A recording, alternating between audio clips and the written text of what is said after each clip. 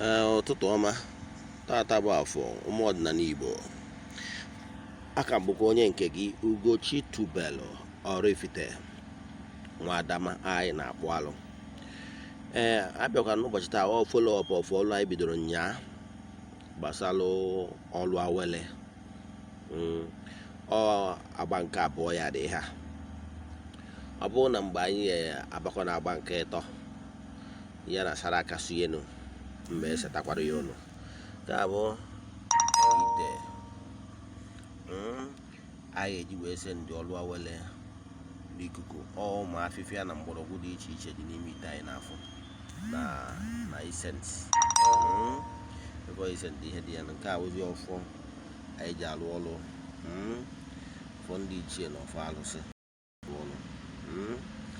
nenu inezi anya ya ofewa pawuda ofewa pawuda ọtụtụ ihe dị iche iche na-eweta fevọ ihe dị n'ime eji kwanye pawuda ya fevọ pawuda dịkwa n'ahịa anyị na-elekwa ya. Nenu n'ezi anya n'ime ihe ya ị ga-afụzi ife dị iche iche ma mgbọrọgwụ dị iche iche mgbọrọgwụ ndị dị n'ime ị na-anyị nwere ike ịfụta ya ndị na-abụ ife na-eweta fevọ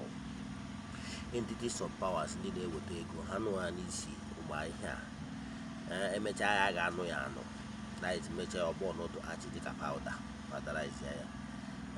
ọ nwekwara nke dị n'ime ite a ite a okwu ite anyị ji anụ ọgwụ o nwere ezigbo ihe dị n'ime na nwekwa nke aka ya etinye n'ime etichaa ya ya na ihe anyị ga-ewepụta na-egbu ya afọ egbu na egbu na ngwara ụnụ na-agba nke mbụ egosiri nya ọnya maka anyị were tinye n'ime ite ngwa nụọ ya anụchaa ya ọpadarize ya ọ dịka pawuda ihe na-enye abụọ n'otu achịsi etu a ka anyị esi mekwa nkarịkwa na fry pan esizie ya agwụkwọ ha niile ọnụ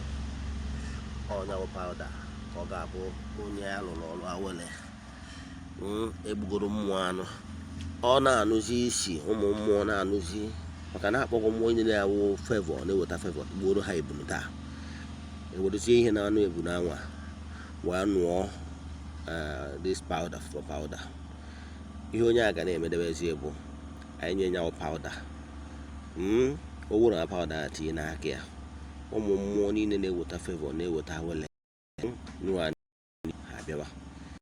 ndị ebe ọ nọ ọ gwazie ya obi okwu ọ chọrọ ka ụbọchị taata n'ụbọchị anwụ ọ na-eyuzi ya ka o wee dịrị ya. O nwere onye ji nwere afịa ọ chọrọ ije o nwere n'aka nwoke ma ọ bụ n'aka nwaanyị o kwupụchara anya wee okwu ọ fụpụ ya bụ pawuda n'ikuku o wee jebezie onye ọ n'obodo oyibo ọ nọ Naijiria ebe ọ bụla ọsọ ya bụrụ denụ ikuku ya eburu ya ebe onye ahụ nọ ọ bụ na onye kwere na-eme ya eburu ya eji aga kpọọ na fọsụ uwe ka nọmba ka ekwere ụgwọ o nwere ọrụ na ị na-egburu ya ọ da anyị na-eprodusi ya nwe nke ya ọ bụrụ onye na-aṅụ ọdụ nke anyị hot ọ gbaghịzie mmanya ọ na ọ na-aṅụ ọ gbapụta ya na shọt jide ya n'aka kwupie okwu ọ ṅụọ ya